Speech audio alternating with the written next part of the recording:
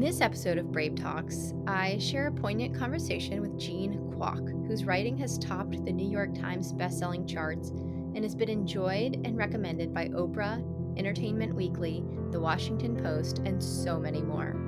We'll be exploring how grief has guided her writings and the tenacious bravery it takes to live an engaged and surrendered life.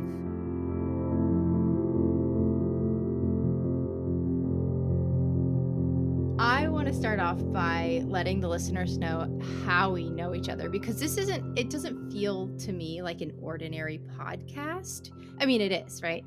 But like I've listened to you on so many other podcasts and I feel like I have the golden ticket, not because this is a wonderful podcast, but because we have a relationship that's so deep and it's so intimate. So, do you want to share how we know each other?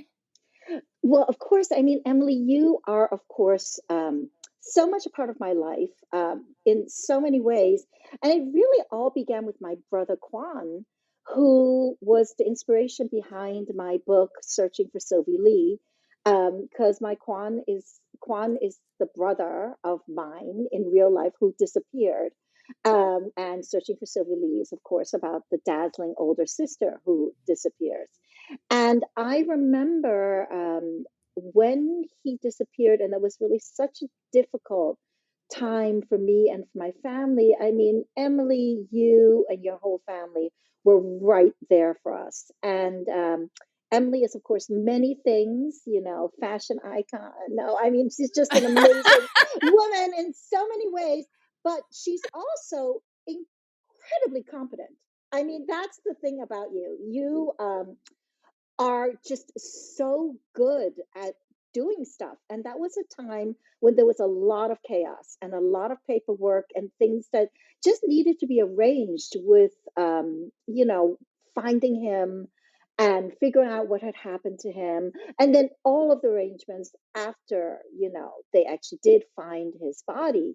So, that was kind of the beginning of our time. And then Emily flew in and she was a part of the entire, Chinese funeral and the memorial that was held for my brother and everything else. And that was the beginning of our friendship. But of course, we've been friends for many years since then. And we've kind of helped each other with our careers. We've talk to each other about our personal lives, about being moms, about so many other things. And then the thing that we were actually just chatting about right before we officially started this podcast is that I don't know how many of you know this, but Emily is my fashion guru. And she doesn't dress me because I don't think I'm stylish enough for Emily to dress, but she dresses my characters. So all of my characters that are really like, beautifully dressed, they're all dressed by Emily. So I write to her and I'm like, Emily, so Sylvie in Searching for Sylvie Lee, her wardrobe is courtesy of Emily because I was like, Emily, I need her to be this fashionable, beautiful woman who's elegantly dressed. And Emily's like, okay, well, she would be wearing those sneakers and those boots. And no, no, no, no, no. She would not be wearing that brand. That is out. She's like, no, she's got to be wearing this instead. So, I mean, that is why Sylvie is such an amazing character. Matt, my husband, is probably laughing as he's listening to this. He's probably like, I'm so glad she's dressing your characters and not actually herself because the credit card bills would be mounting. Which is also, have you ever been shopping like retail therapy and you load up your shopping cart with like 15 things and then you never buy it? And it just feels so good to like load it up. You're like, this is my style. That's what I do for you, Jean. So you think I'm helping you, but I'm actually just participating in retail therapy without getting in trouble in my house. Well, I mean, I think you're amazing. And the great thing is, the new book that I'm working on right now has some beautifully dressed people in it, and they're all going to be dressed courtesy of Emily. Oh, I can't wait. I can't wait. So, this whole episode could be about Quan. I mean, what an amazing, incredible individual. You and I both know him differently, both intimately. The listeners, I think would value knowing more about Quan. And so I'll share a little bit about my experience with Quan. So I always called him my funkle, my fake uncle. He was working for DARPA, like defense research, and he also was helping out our family with different businesses and what we were doing in DC at the time. Confidential stuff. Most things in Washington DC are. I just was so taken by Quan and his enthusiasm. And I mean enthusiasm in italics or all capital letters for life. Quan drove a Ferrari. Well, he never drove it. He kept it in his garage. He had helicopter, he had a plane. He traveled a lot. He was very cultured. He was kind individual and so loving. I had never been flying with him before. And he always said, "I'll take you up in the Cessna or whatever." And this is I think this was before 9/11 because we actually flew together over Washington, DC and saw the monuments and everything. But I remember he took me up in a Cessna and it was a hot summer day and I'm in there, melting. And I'm so nervous because I didn't realize like flying in a plane is not like flying commercial where you can like kick back and maybe take a Xanax if that's your style, like, this is, like, full on craziness. So, I'm sitting there, I'm, like, sweating all of a sudden. I almost puke in the plane, and I was like, "Quan will kill me if I throw up in his, like, beautiful Cessna." So, it's like, "You better land this plane right now, or I'm gonna throw up in it." He's like, "Okay, okay, okay." So, he lands the plane, and we're in, like, some random airport in Maryland. I was like, "So how do we get back to where we were?"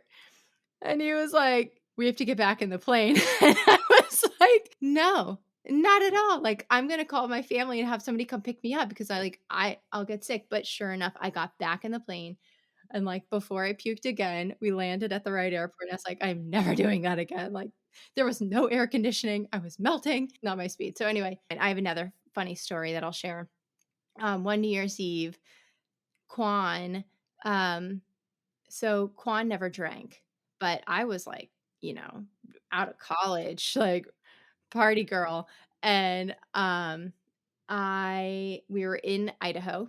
We were all skiing. My whole family was there. Quan was there. He's also part of our family, and, and I remember our neighbor well, we went out, like, to the restaurant, which was having the New Year's Eve party where they burned the skis and did the whole, skiing down the hill with your, torches with the torches and all that, and maybe even Quan participated in that. That probably was something he would do, since he was an expert skier. This is the part of the night I remembered, is that we made it to our neighbor's house who had their own tequila, with, like, worms in the bottom of it and everything, and Quan, because he was a teetotaler and he didn't drink, was watching them throw the tequila over their shoulder, and I was taking shots, right? I was speaking French by the end of the night, and Quan was like, "Sister friend, let's get out of here." And these people were, like, digging for, like, information on our family's business, and Quan's like, "Alright, like, it's time to go." He was like my bodyguard. So he, like, corralled us, me and my friends, and we left speaking French and, got back to my house, and my grandfather was laughing so hard that I was so hammered and, I was, so hungover the next day, but Quan saved us, as he always did. And the last thing I wanna share about Quan, because if you know Quan, you have a million stories about Quan, and this leads me into our conversation, is that Quan, when I was working with my family, told me, "If you don't go out and experience your life and jobs and career paths, you'll never find out what it is that really lights you up. You have to go out and find what you love." And that's when I decided to move to Miami, and that was right around the time that Quan got in his accident, and we were searching for him. And what I think and what I've read and what I've heard from you is that, and I'll just ask a question, but I assume he was your inspiration to even write in the beginning because I believe he gave you a journal and a pen, your first journal and pen. So can you tell us a little bit about like what encouraged you or inspired you to write? Well, it's so great to hear these stories about him because, of course, I wasn't there. And, he's my brother. So I also don't know like all the other facets of him. But I can tell, just kind of starting back at the beginning, I mean, I think what most people who knew Quan later in his life, because Quan was really a really brilliant guy. He had two PhDs from MIT.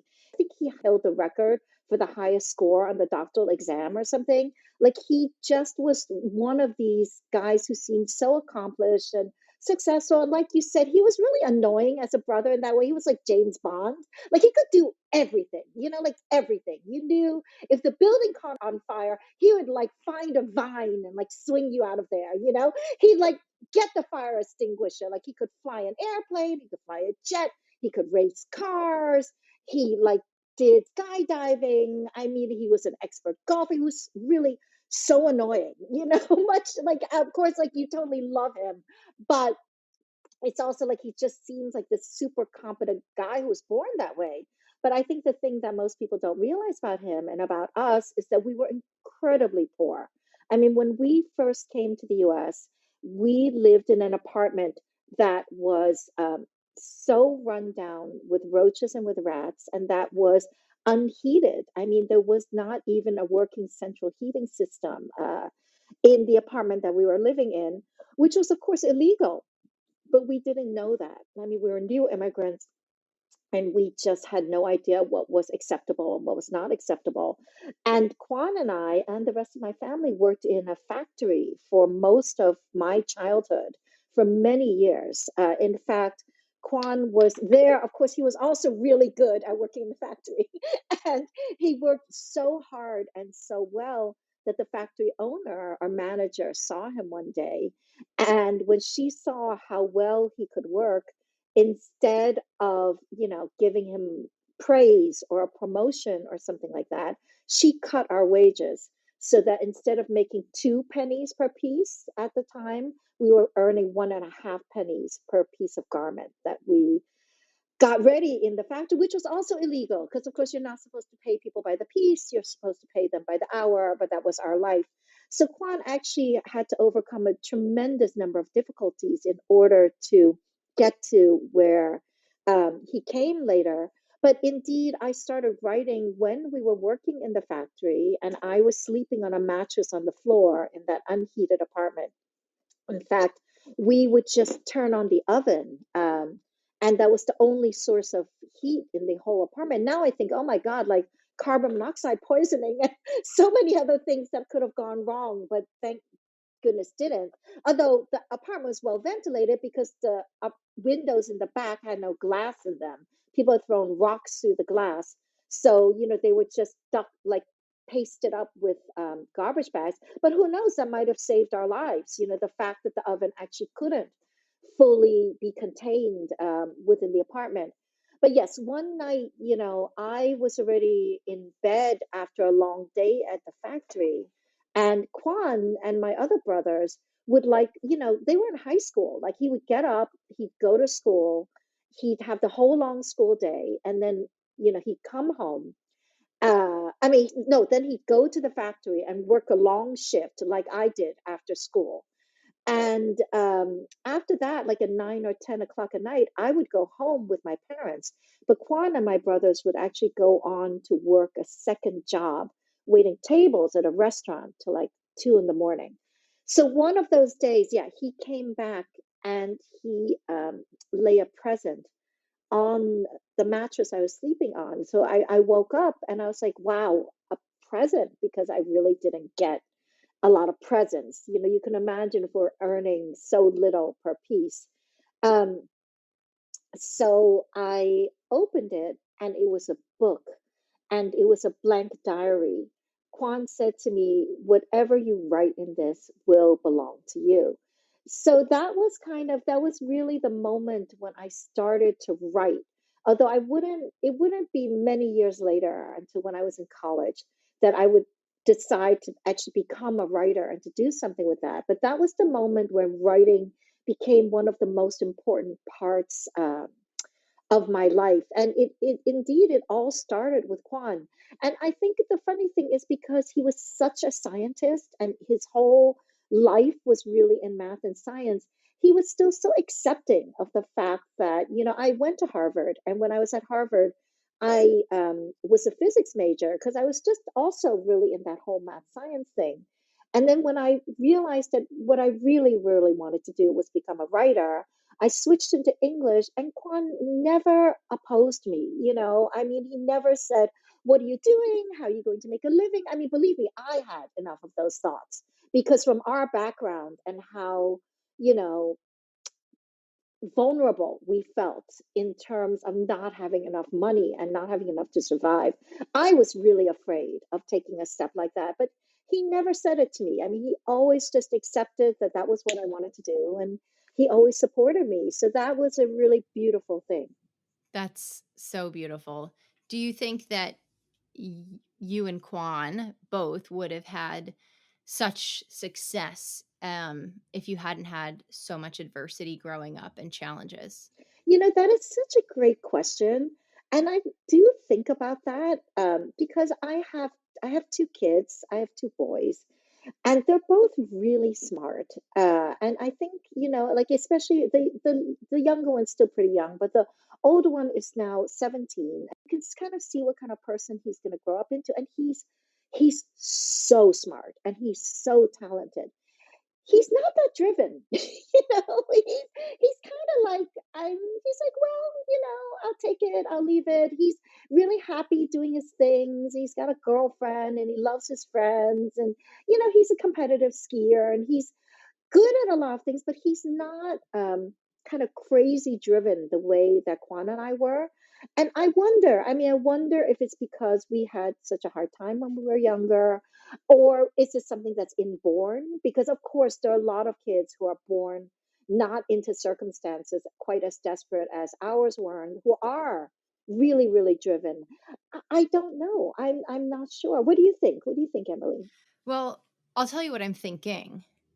I'm wondering too, like, you know, you're in high school, right? And you're like, okay, I'm gonna go to college, which you ended up going to Harvard. Incredible. And I wouldn't second guess anyone who goes to Harvard and wants to change their major to from physics to English. I would say, "Great, you're still at Harvard. That's amazing." But what I'm wondering is like, when you have so little, how incredibly hard is it to go through life with a sense of surrender and that you're being taken care of and like letting love lead the way. And I just feel like, or I wonder if your decision, if Kwan's decision was out of in the beginning, maybe like this, not fear, but like security, like I need to protect myself and take care of myself and my family or whatever, like, this is my legacy. And this is college is, where it begins. But like, was there ever a shift from like, okay, your first book was a bestseller?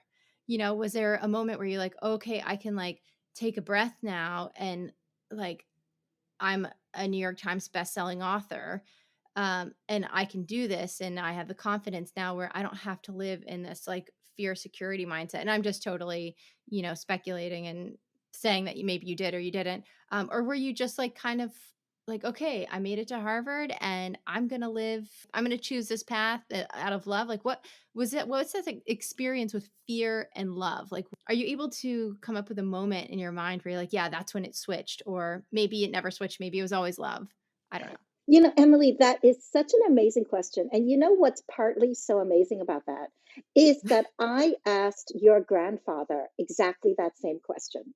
So, yes. So, some of you may not know this, but Emily's grandfather is just this incredible man who's self made, who is extremely successful and powerful, and, also an incredibly, incredibly nice person.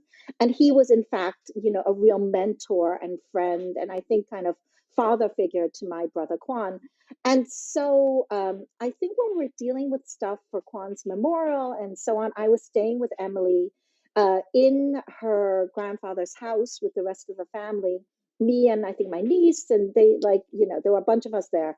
But I was in the car with your grandfather, and we were driving somewhere, and he was getting all these emails in from all the boards he was on, and he was saying stuff like, "No, no, no, no, no, only sell that if it hits 2 million," So we're on the car, and then he like put somebody on hold, and I said to him, I'm just wondering, because he had told me his story of how he had really made himself and how he had created his life and become the incredibly successful man that he was. And I said, "Do you ever stop being afraid?" And without hesitation, he said, "No." He said, "You never stop." And that's my answer as well. And I think your grandfather is so much more successful than I will ever be. But I thought that was just so telling that a man who was so powerful and had been for so many years, and has so much financial security and professional security and emotional with your wonderful grandmother and everyone else in the family, that he said no so quickly, like with no hesitation. I would say the same thing. I think that when you have had a difficult upbringing and when you have had that kind of lack of safety, I don't know if you ever really feel safe. I think I'm extremely grateful for my life. I think I'm obviously less fearful than I was.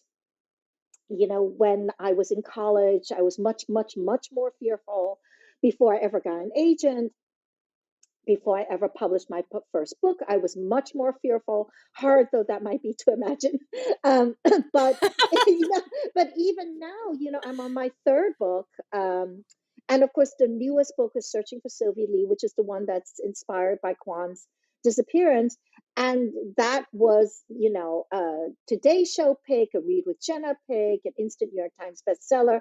It's my most successful book to date, and yet, I am still fearful that it can all go away, or that this is just some kind of a dream, or that, my financial security will disappear. So I always do have that feeling of, I want to keep writing. I need to keep writing. I have so many more things I want to accomplish. The more stories I want to tell, the more books I want to publish. And yeah, no, I never, I don't know what that's like. I don't know what that's like to have that feeling of, I'm here and I've made it and I'm safe, and nothing can happen to me. I also don't think that life is like that. I think that, we have every day, and we're so lucky to have every day that we have, but actually, you never know what can happen tomorrow. You don't know. You hit the nail on the head when you said that life is just like that. Some people, have an easy childhood. Some people have a really, really challenging childhood. Um, and I just feel like you had, I think it was in Girl in Translation when your character talks about, you live in that apartment and the windows are broken out and you heat you really give like, you paint the perfect picture of the life that you grew up in. And that was Girl in Translation, right? Yes, that's right. That was my debut novel, and I remember when I wrote that book, I felt such an urge to talk about. I mean, of course, it is a novel, so it's not really about my life, but it is semi-autobiographical. It's definitely based on things that actually happened to me. And I remember writing it and feeling so protective of the fact that it really had happened, because I think that, when you live in that type of poverty, you feel like nobody else does, which is not true. But you feel like no one else can understand that, and you feel ashamed of it. You don't want to talk about it. And it really wasn't until the book came out and started generating all of this excitement and buzz and reactions from readers that I realized, actually it's important to say it is semi autobiographical. The Girl in Translation is the story of a smart girl who lives a kind of double life between her exclusive private school and her life as a factory girl. And of course, she falls in love with two different guys, one from each world. And in the end, she has to choose, not only which one she's going to be with, but really who she wants to be. And, that book that mirrors so much my own life, I realized it was important to say that, the factory in the book the apartment in the book, the way we lived, is true. It is actually what happened to me and my family, and that people live like that. And so many readers have come and whispered in my ear, please don't tell anyone, but so did I. But that said, I do think that difficulties are not limited to people living in poverty. I think Mhm. everyone, life is hard. Yeah. you know Yeah. Everyone has trials and tribulations. It doesn't matter if you're wealthy or if you're poor. There's so much. Just being human is enough to make us all unite together, I think. Mm, absolutely. And I also think that just by sharing your truth, even though they are novels, by sharing, such polarizing truths of what your characters are going through, but these are real things that either you went through or that other people are going through. It really unites us, and we can have empathy for each other, whether that was our, situation, but now we can't be ignorant to it because we know about it. How many things are we ignorant to because we have so much on our plate and we just don't want to go there, but then we go there and we're like, what can I do to help? Or I have so much respect for everything that you've done. Your resilience, you've clawed your way from there to like a New York Times bestselling author. I can't imagine how much hope you give so many children. One of the things I wanted to ask you was, what would you say to your 10-year-old self, or the version of Jean that was going to school and then going into a factory and working long hours, and who maybe just got her journal and just discovering herself. Wow, you really have the most amazing questions. Because really these are not ones yeah, a lot of times with an interview, you get a lot of the same questions, which is great. That's also fun. That's important information to cover. But I love these new and original questions you're sending my way. I think what I would say to my younger self is, you're going to be okay. You're going to make it. And you know more than you think you do. And I think what I mean by that is that I've made decisions in my life that I have really second guessed, like becoming a writer. Before I became successful, and even sometimes after being successful, I've been like, why did I do this?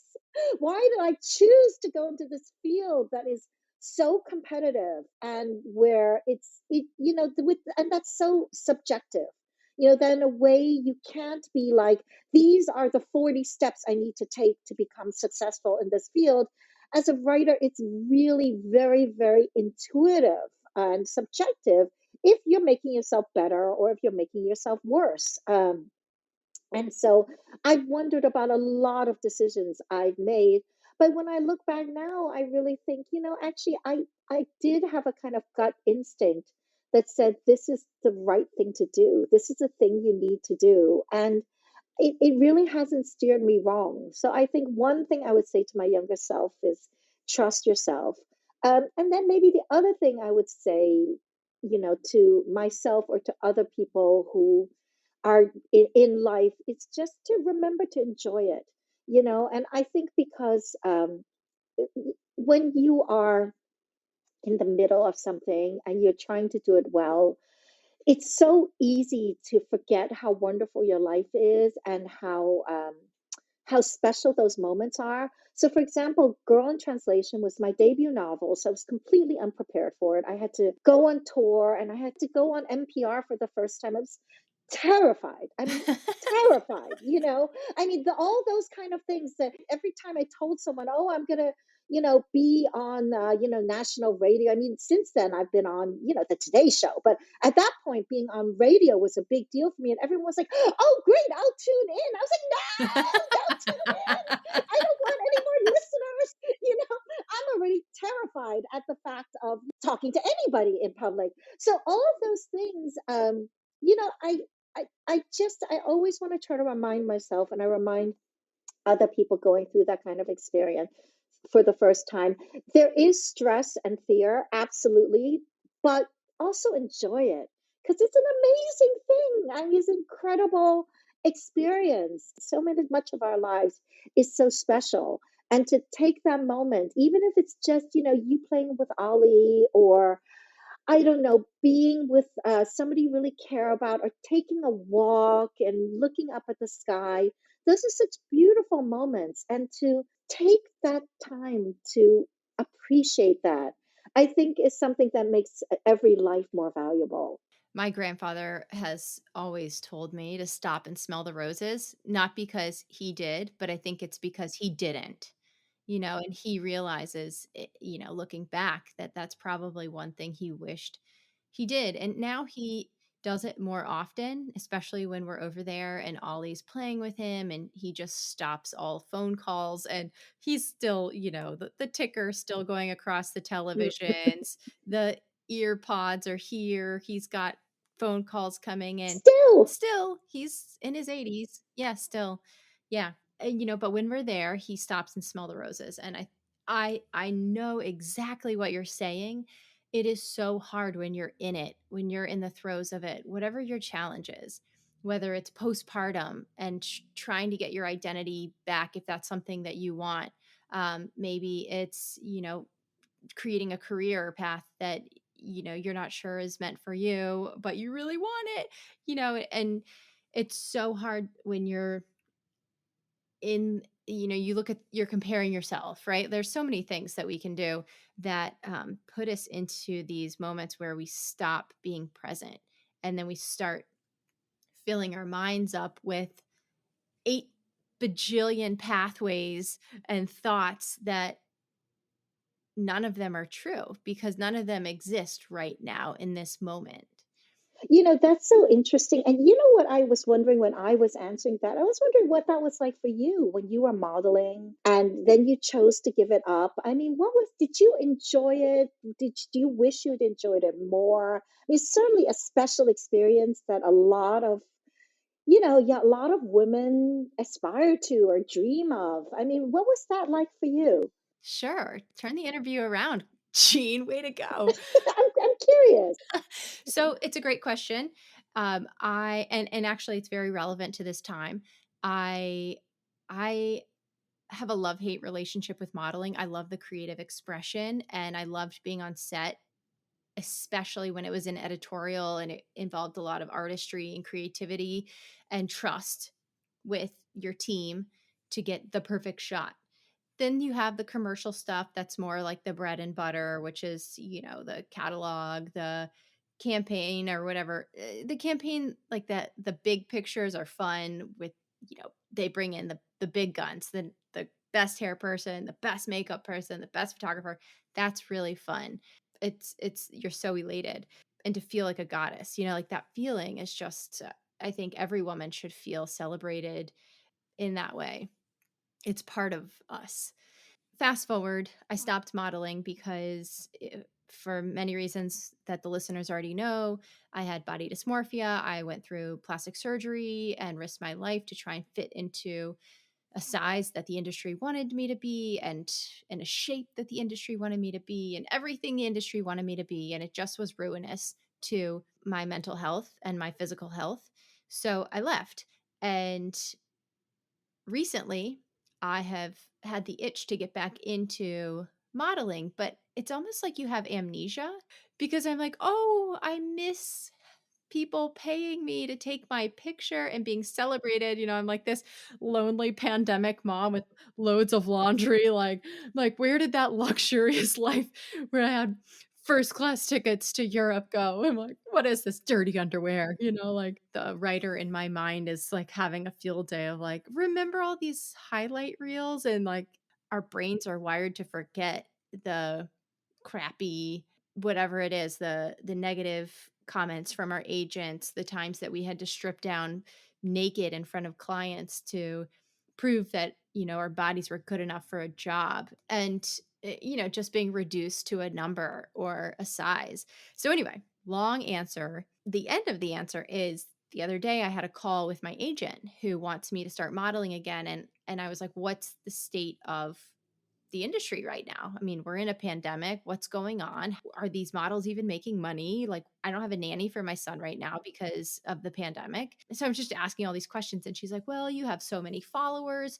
We'll get you on the influencer circuit as well. And I was like, immediately, I told her, you know what? I'm not interested immediately. And I was like, I thought I wanted to do this. And I'm so glad I picked up the phone and had this conversation with her to remind myself that I'm not interested because it just took me so far away from the identity I've worked so hard to get back in touch with. So that's a long answer to like how I feel about, the whole modeling thing.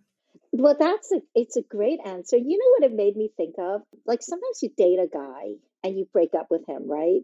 And then later on, you kind of think about him and you're like, maybe if we'd met a little bit later in my life, maybe if, I mean, you start having these thoughts like, he was really such a great guy and didn't really give him a fair shot. And I was also like, did all these horrible things to him. And then I'm like, and then you're like, well, maybe. So I kind of had that with somebody I had dated. I mean, I'm happily married. It's not like I was seriously considering something else, but you just kind of have that thought of, I wonder if I had given him a fair shot.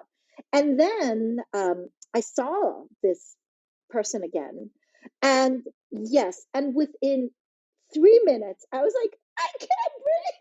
I have to get out of here. It was like, nothing had changed. Like it was like all in my mind, that actually, I think, like we were saying before, you have a gut instinct that steers you right and you can trust it. And it's human nature to second guess it and wonder if you had made a mistake with something like that. But I think 9 times out of 10, when you revisit those situations, you're like, that is why I did what I did. That is why you left. And then that's great. Then you know that, you remember that. I think every novelist or creative or artist needs a very good objective therapist Right, right, right. to remind us that we're just dreaming. It's okay. It's okay to dream. That's right. And I think in some ways that's, what writing is as well. I mean, obviously, it's not only therapy. I've always found writing to be a way to make things that are difficult meaningful by shining a light on something, by describing it, by writing about it. You don't have to pretty it up. You can just, illuminate it. And that act of illumination is transformative. And I think that, for example, like the death of my brother, who died in an airplane accident, as you know, that was something that was so incredibly painful to me. And I wrote about it in Searching for Sylvie Lee, and I couldn't write about it directly because when I tried to make the book about the disappearance of a brother, that did not work at all. But when I changed the person to a woman, to the dazzling, brilliant, incredible older sister Sylvie who disappears, then it was really natural that the younger sister Amy, who'd always been in Sylvie's shadow, would kind of have to pull herself together and try to figure out what happened to her. And that was how I felt when Quan disappeared too, that the person we had always leaned on, the person that we had always said, if there's an emergency, first thing you do would be, of course, to call Quan. He was the one actually in trouble. And so it was a transformative act for me to write this novel. And it's a beautiful thing to write it and put it into the world and have people feel something when they read the book. It makes you feel like a part of him is still alive in that book. And in fact, it was your grandfather who gave us the first tip as to where he might have gone, because he knew that Quan had flown to Texas to buy a plane. And of course, it was flying that plane back from Texas to West Virginia that he crashed. So that you guys were totally a part of the real story, the real life story behind Searching for Sylvie Lee. It just really like floods me with so many memories. I got to experience a Buddhist funeral or wake, whatever. I'm not sure what you call it. Um, and that was my first experience outside of being at Quan's house, where I was acquainted with with his Guanyin, and with Chinese art, and even with real gold, not 18 karat gold, but these Chinese treasures. And he introduced me a little bit to the culture, but just being a part of that moment in time, or not to think so linearly, but that moment I just keep thinking about the deep guttural cries that I was almost ashamed and embarrassed to have when we were in the temple, but I just felt it so acutely. The grief was so intense. We burned money for Quan. Is there anything, I know I'm just talking about Quan and his legacy, but I'm curious about just being an immigrant in the United States, and you also live in Holland and you're Chinese.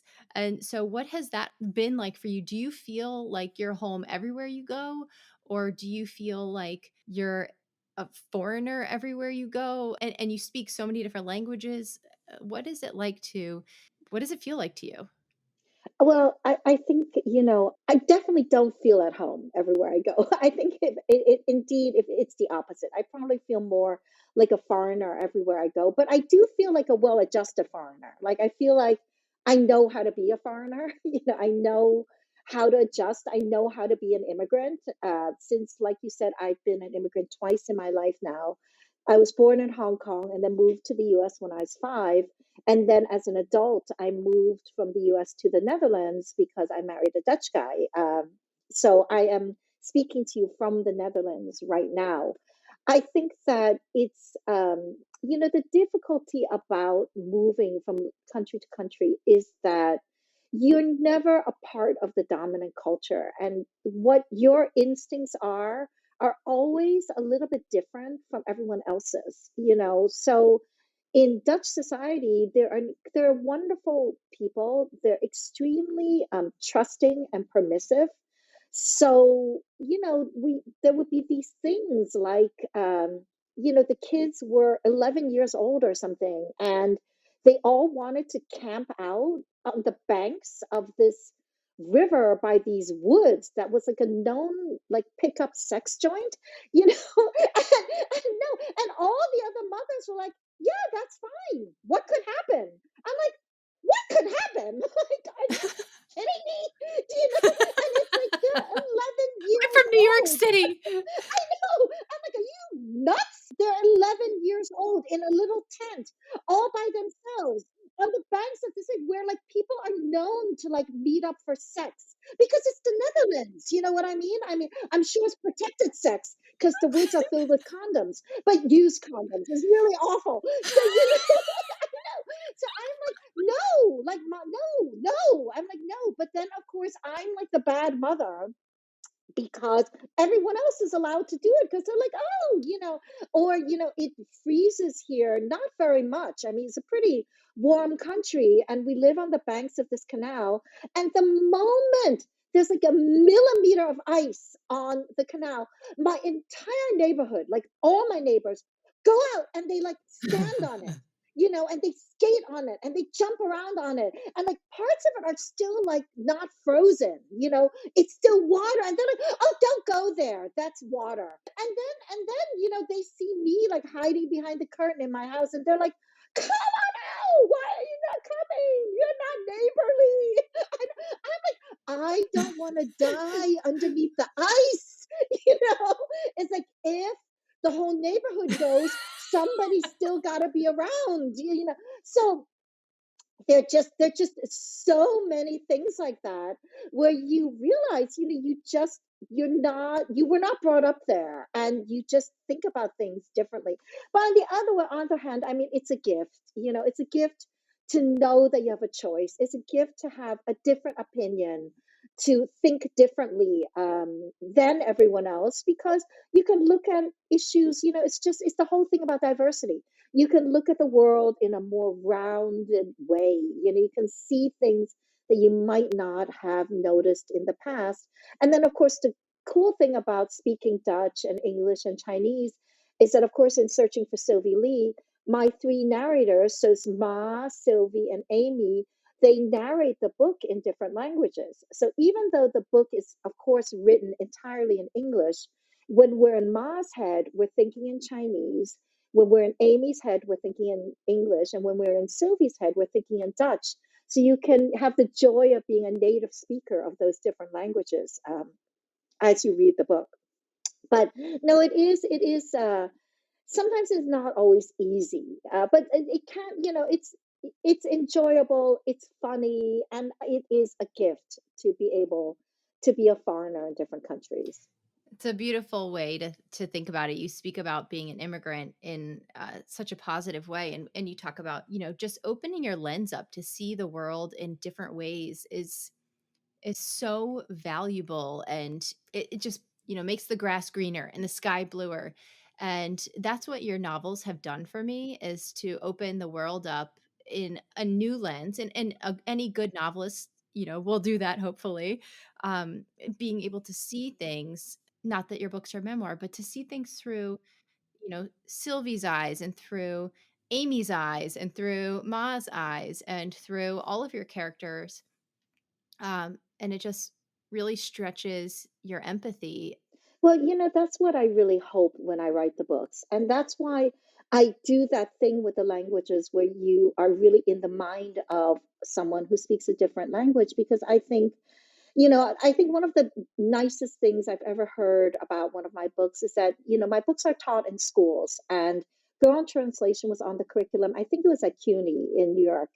And one of the professors told me that one of her students said to her, um, he said, I think this book actually helped me stop being racist, because he said, when I'm on the subway and somebody bumps into me, he said, I used to just get really mad, and I'd look at them and they'd look different or foreign, and I would just judge them. But he said, but now I think, well, that could be someone who seems foreign to me and so different from me on the outside, but on the inside that could be a person like Kimberly or Ma, the characters in Girl in Translation. He said it just makes me look at them in a different way, and I thought that was just such a beautiful thing. And that's what I hope to do, that people read my books for an entertaining story, for great mystery, for a little romance, for all of those things. But then I hope that they do kind of come away with a richer, broader sense of who we are, what we have in common as people, and the awareness that who somebody is from the outside can be really different from who they are on the inside. Thank you so much for coming on Brave Talks, Jean. I love you so much, and I just feel so grateful to have our friendship, that I got to pick your brain and talk about Kwan's life, and talk about Searching for Sylvie Lee and your other book. Where can the listeners find Searching for Sylvie Lee? Oh, Searching for Sylvie Lee is, of course, in every, indie bookstore. It's at Barnes and Nobles. It's at Amazon. It's everywhere. Also, my two other books, Go on Translation, are Mambo in Chinatown. So they're really, if you Google them, they're everywhere. You can also check on my website, jeankwok.com. And of course, I'm on all the normal social media sites.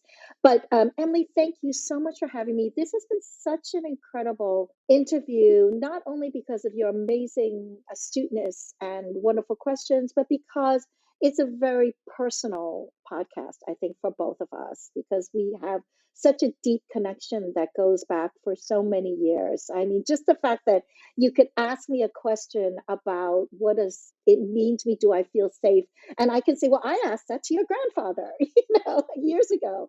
That kind of says it all, right? Isn't that amazing? That just says it all. So thank you so much for having me. I've loved being here. Oh, thank you. So before we wrap up, I have rapid fire questions. Do you mind? Sure. Okay, cool. Okay. Something that most people don't know about you. That I love to play Clash of Clans. And you might not know what that is, but it's something that 10-year-old boys play. I started playing when my kids were 10, and I just never stopped. So I can bond really easily with like 10-year-old kids. I'll send Ollie your way when he's done. Can you describe writing in 3 words? Poignant, deep, satisfying. What's on your night table? Oh gosh. On my night table is a pad with a pen for writing down thoughts that I have in the middle of the night, especially for my book. Some lip balm. It's an extra laptop. I have to tell you, this is really silly, but I have two laptops. I have a laptop and I have a big desktop computer. I have a big iMac. The iMac is for when I'm really working and need to be on it for hours. I have a laptop by my bed and I have a laptop downstairs. I mean, I know I could carry the laptops up and down, which I could, and I do. but one is lighter. So one is actually for traveling with a smaller screen, and the other one has a bigger screen for when I'm home and actually need to work on it. Last book you read and loved. I read this book that is coming out by Laura Dave. And it's a wonderful book. It's got one of those titles I can never remember because there's got no nouns in it. It's something like What He Never Told Me, or He, I don't know. It's Laura Dave's new book, and it's a fantastic mystery. Another book that I do remember the name of that I really loved is Jean Kwok has a new book coming out called The Plot. I read a lot of books in advance because people ask me for blurbs or things like that. So I read them before they're actually on the shelves. Jean Kwok actually wrote The Undoing, which is that amazing, right, series, but it's with Nicole Kidman and Hugh Grant. And so Jean wrote that. She's a wonderful writer and a friend of mine. And she has a new book coming out called The Plot, which is fantastic. Can't wait for that one. If you had to pick an actress to play a movie about your life, who would you pick? Oh, that's really difficult. I don't know if I could say who I would pick to play me, but I have spent a lot of time on who I picked to play Sylvie because film rights are in play with a number of my books right now. So casting has been on my mind, not even though I will not be casting myself. Well, I think Gemma Chan is an incredibly fantastic, beautifully talented actress. But there, and I can totally see her playing a number of my protagonists. But there are, of course, many, many other very talented actresses who could do that. Fill in the blank. Life is Life is sweet and sour shrimp. Sweet and sour shrimp is one of my favorite dishes, and it's delicious, but it's not pure sweet. There are more difficult moments, but somehow that sourness accentuates and makes the sweetness more real and enduring. that is the best answer ever. That was really good. If you could have any other job in the world, but not, you couldn't be an author, and you were great at whatever you chose to do, what would you do?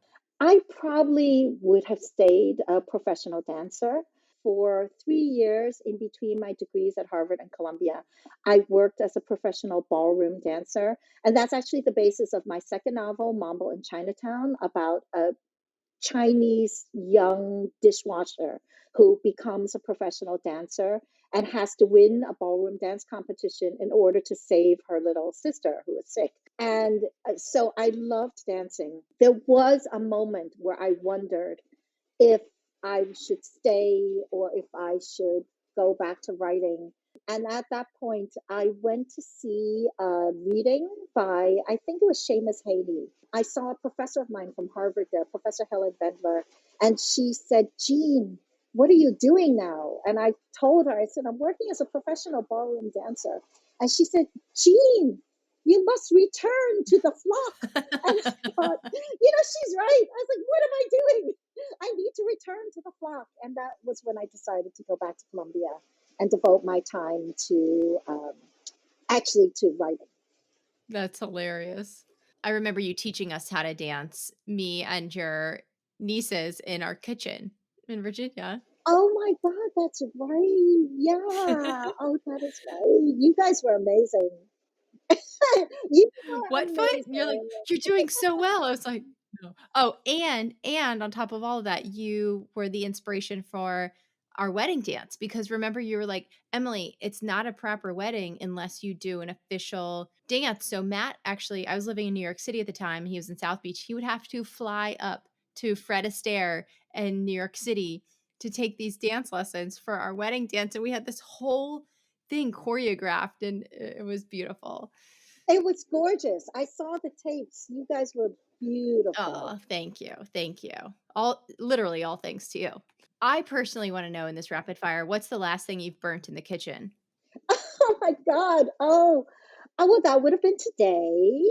And it was, I'm trying to think. Yeah, it was a bunch of rolls in the oven, somehow when you turn on the grill, like the difference between raw and black is so tiny. Like I really don't know how people do it. It's like you just go like this and it's like boom, like practically on fire.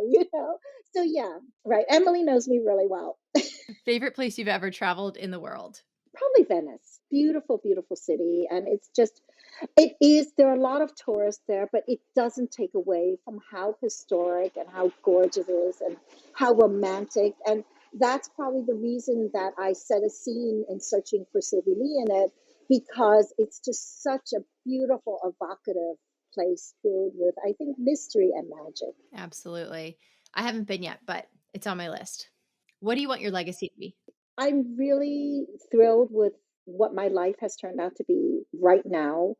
Yeah, I've been so lucky that my books are being read and being taught in schools. The thing that means really the most to me is when people come to me and say, I read your book and it really changed my life. It really gave me hope in a dark moment. It really made me see things differently. And that's really all I've ever wanted. What has happened to me already and anything else would just be icing on the cake. Wonderful. Thank you so much again, Jean. I'm so grateful to have you on the show, and I appreciate you taking the time to chat with us and talk about your journey. It's been such a pleasure, Emily. Thank you.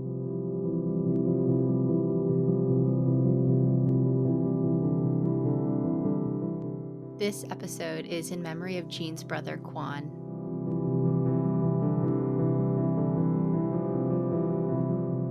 If you'd like to follow Jean or get in touch with her, you can find her on social media at Jean Kwok Author. JeanKwok Author. You can also find her on jeankwok.com.